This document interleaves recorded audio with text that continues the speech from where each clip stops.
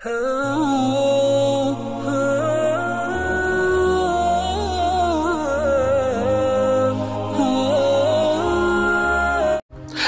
अलैकुम दोस्तों, कैसे हो?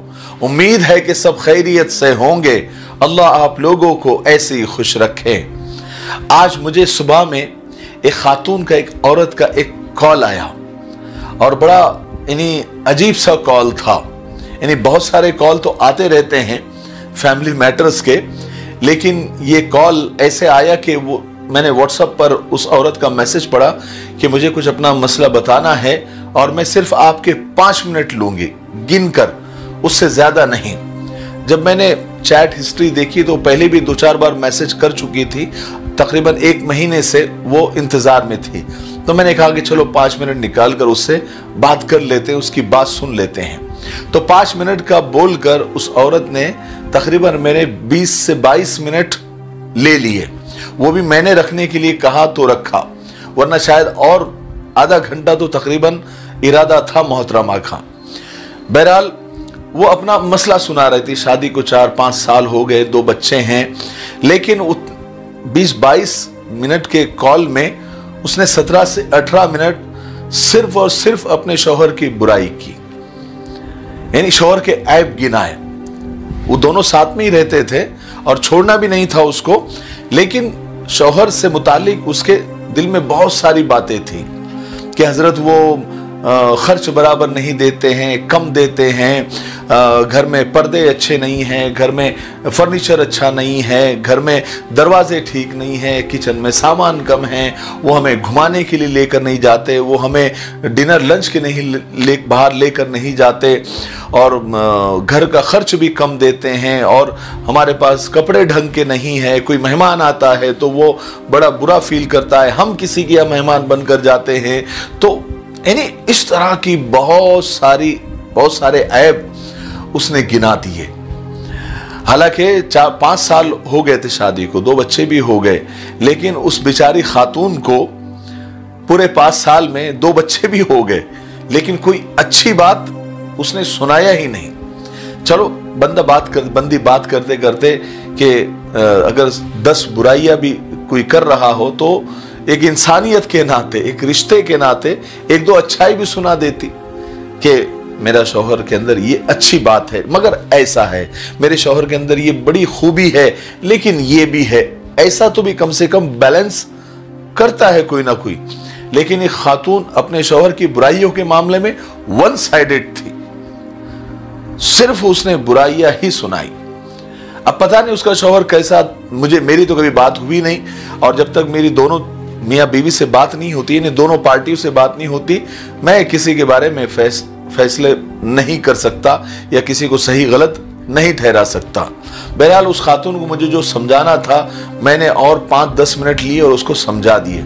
और जो किस्सा मैं आपको सुना रहा हूं अभी, क्योंकि उससे बात करते करते ये किस्सा मुझे याद आ गया था, तो मैंने उसको तो सुना दिया, वो किस्सा मैं आपको भी सुना रहा हूं। आप सुनिए, और खास करके खवातीन सुनिए।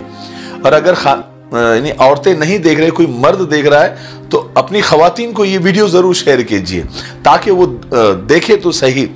बुराइयां हर इंसान के अंदर होती है, लेकिन अच्छाइयां भी तो होती है ना। कभी अच्छाइयों पर भी नजर डाल देनी चाहिए, और अगर बंदे में अच्छाइयां है तो थोड़ी बहुत बुराइयों को इग्नोर भी करना चाहिए। जिंदगी है, उतार चढ़ाव चलता रहता है, निभाना है तो फिर बहुत सारी बुराइयों को अपने दिल में कब्रिस्तान बनाकर उसमें दफन करना होता है जब जिंदगी आगे बढ़ती है। बेऐब तो सिर्फ अल्लाह की जात है, इंसान तो ऐब ही, बशर है, हम बशर बना है शर से। तो अब जहां बशर है वहां बुराइयां और ऐब तो है ही, इंसान गलतियों का पुतला है। तो मैंने एक किस्सा उसको सुनाया, वो मैं आपको भी सुना देता हूं कि एक पुराने और बोसीदा मकान में, घर में एक गरीब मजदूर रहता था। मकान क्या था? एक खंडर था। गरीब मजदूर जब सरे शाम घर लौटता तो उसकी बीवी बड़ी मासूमियत से उससे कहती कि अजी, कम से कम अभी तो थोड़ा सा पैसे बचाकर, घर का मेन दरवाजा नहीं है, वो दरवाजा तो आप लगवा लीजिए। कब तक इस लटके हुए पर्दे के पीछे हमको रहना पड़ेगा। अब तो पर्दा भी पुराना हो गया है और फट गया है, और मुझे हमेशा डर लगा रहता है कि कहीं चोर ही घर में न घुस जाए। तो वो गरीब मजदूर शौहर मुस्कुराते हुए जवाब देता कि अरे बेगम, मेरे होते हुए भला तुम्हें क्या डर है, तुम्हें क्या खौफ है, तुम फिक्र न करो, मैं हूं ना तुम्हारी चौखट, सबसे बड़ी चौखट तो मैं हूं। गर्ज के ऐसा तसल्ली देते देते कई साल गुजर गए। एक दिन बीवी ने बहुत ज्यादा इसरार किया, बहुत ज्यादा प्रेशर डाला कि घर का दरवाजा लगवा लीजिए, मुझे बहुत डर लगा रहता है। बिलाखिर शौहर को हार माननी पड़ी और उसने थोड़ा सा कर्ज लेकर एक अच्छा सा दरवाजा लगवा दिया। अब दरवाजा लगवाने के बाद बीवी का जरा खौफ और डर कम हुआ। अब शौहर जब भी मजदूरी के लिए घर से बाहर जाता तो बीवी अपने आप को महफूज और सिक्योर महसूस करने लगी। अभी कुछ साल ही गुजरे थे कि अचानक उसके शौहर का इंतकाल हो गया और यूं घर का चिराग बुझ गया। अब औरत घर का दरवाजा बंद किए पूरा दिन कमरे में बैठी रहती। एक रात अचानक एक चोर दीवार फलांग कर घर में दाखिल हो गया। उसके कूदने की आवाज पर औरत की आंख खुल गई। उसने शोर मचाया, महल्ले के लोग आ गए और चोर दबोच लिया गया, पकड़ लिया गया। जब देखा तो मालूम हुआ, सारे महल्ले को मालूम हुआ, उस औरत को भी मालूम हुआ कि चोर और कोई नहीं बल्कि उनका पड़ोसी ही था। उस वक्त औरत को एहसास हुआ कि चोर के आने में असल रुकावट दरवाजा नहीं, चौखट नहीं, बल्कि मेरा शौहर था। इस चौखट से ज्यादा मजबूत चौखट मेरा शौहर था।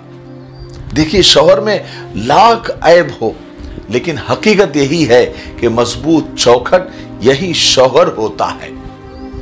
अल्लाह ताला हमारी तमाम औरतों को शौहर की कद्र और मंजिलत समझने की तौफीक नसीब फरमाए।